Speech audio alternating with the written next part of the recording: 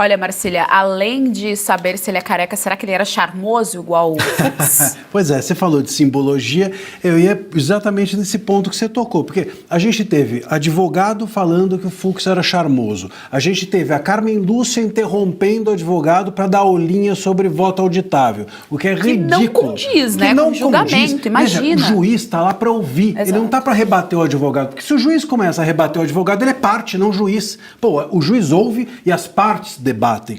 Então a aulinha da Carmen Lúcia é totalmente... Até porque se tem uma pessoa que não pode dar aulinha nesse país é a Carmen Lúcia. Porque o que ela diz hoje não se escreve amanhã. Vamos nos lembrar que a Carmen Lúcia é aquela mesma do Cala a Boca Já Morreu e depois voltou atrás. Do censura é só um pouquinho. É só um pouquinho, né? Censura, mas vamos aguentar mais uma semana. É só semigrave. o semigrave é uma censura meia bomba. Então a gente tá aqui Calma, diante... que são 2 da tarde. É verdade. Calma. É verdade. Tô acostumado com programas noturnos. Mas, de qualquer forma, a gente precisa entender que nós estamos diante aqui de uma, e essa é a simbologia, de uma advocacia que se comporta de um jeito submetido, de um jeito subjugado para os ministros do STF, e é por isso que parece que não adianta nada, que eles estão lá falando mais do mesmo. A gente olha e fala, pô, mas cadê o enfrentamento, cadê o confronto? Porque nós tornamos a advocacia brasileira uma advocacia de lamber, né, de adocicar, de adular os ministros. Isso é completamente ridículo e inadequado. Agora, a gente pode pegar rapidamente 2 pontos desse julgamento do que aconteceu hoje, sobretudo dos advogados do Bolsonaro, que eu acho que são interessantes. O primeiro ponto é, nós não tivemos acesso à íntegra dos autos. Pô, isso é grave.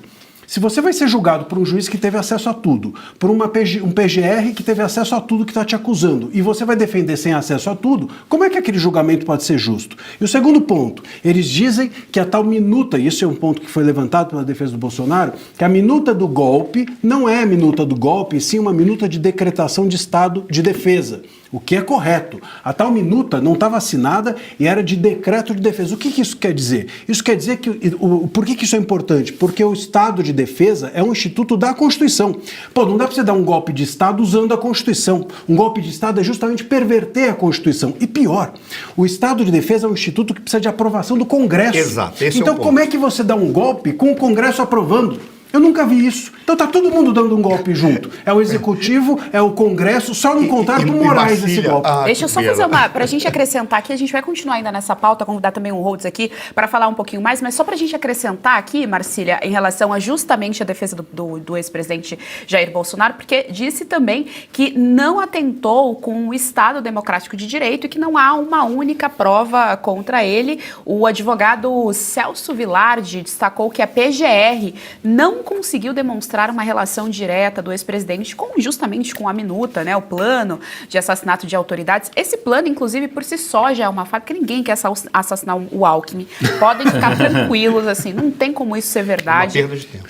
Imagina. E com os atos do 8 de janeiro, além disso, a defesa considerou que o caso deveria ser analisado pelo plenário do STF. Quero ouvir também o Rhodes a respeito disso, porque é interessante, a sustentação sempre está ou na minuta do golpe ou no Mauro Cid. Quando você vai ver, não tem, não se sustenta nem a minuta, tampouco as delações do Mauro Cid, que são completamente contraditórias entre si, inclusive a defesa do Mauro Cid falou ali na hora ontem que não houve coação, senhor ministro Alexandre de Moraes. Senhor ministro Alexandre de Moraes, o senhor não coagiu ninguém, senhor ministro. Então foi ali também uma troca de afagos entre a defesa do Mauro Cid. Foi ele que falou que o do atraente. Foi pois é, então assim, a gente tem aí, né, toda, enfim, essa sustentação, tá interessante de ver ali como cada defesa tá agindo, atuando dentro, e tem aí a questão da defesa do ex-presidente Jair Bolsonaro. Rhodes. Olha, eu acho que vale a pena a gente lembrar para a nossa audiência o quão bizarro é isso, que o presidente Bolsonaro, no 8 de janeiro, nem no Brasil estava, ele nem fez a transição lá com Lula, a passagem da faixa, já estava nos Estados Unidos, inclusive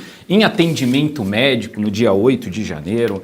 O presidente Bolsonaro fez a nomeação do comando das Forças Armadas conforme exigido e pedido pelo presidente eleito Luiz Inácio Lula da Silva. Então imagina, se você tem alguma linha de pensamento de que em 8 de janeiro, logo ali na frente, vai ter algum movimento, você vai passar o comando das Forças Armadas, é um negócio sem pé nem cabeça, é uma minuta do Google, como está rodando por aí, é um negócio absurdo. Inclusive a ausência do presidente Jair Bolsonaro, e a gente estava falando aqui de simbologia, eu acho que é um grande símbolo aquela cadeira vazia da perseguição, da censura, de um homem que está sendo perseguido, de um processo de um crime impossível. E na fala do professor Suano aqui com relação às questões da anistia, o próprio Barroso já havia dito lá atrás que não há de se discutir anistia porque não tem ninguém ainda condenado.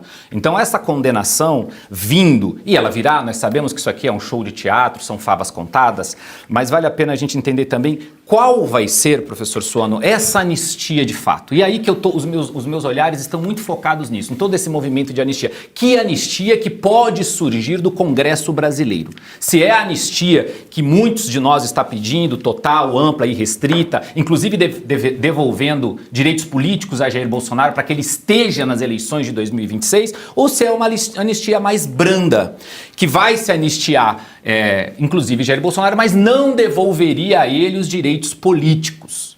E aí tirando Jair Bolsonaro da disputa de 2026, colocando excepcionalmente o governador de São Paulo, Tarcísio de Freitas. Então é esse tipo de anistia que pode estar sendo discutido no centrão, vamos assim dizer, no centro do poder em Brasília, é que me preocupa. Porque que acontecerá uma anistia é muito provável, os ritos e os ventos em Brasília estão soando para isso, as articulações dentro do Congresso Nacional estão soando para isso. Então na minha cabeça vai haver a condenação, os votos já estão feitos, aqui a gente está fazendo um teatrão aí, inclusive por parte dos advogados. Ele vai ser condenado. Agora, qual anistia será aprovada no Congresso? Essa é a minha grande dúvida e a minha grande preocupação.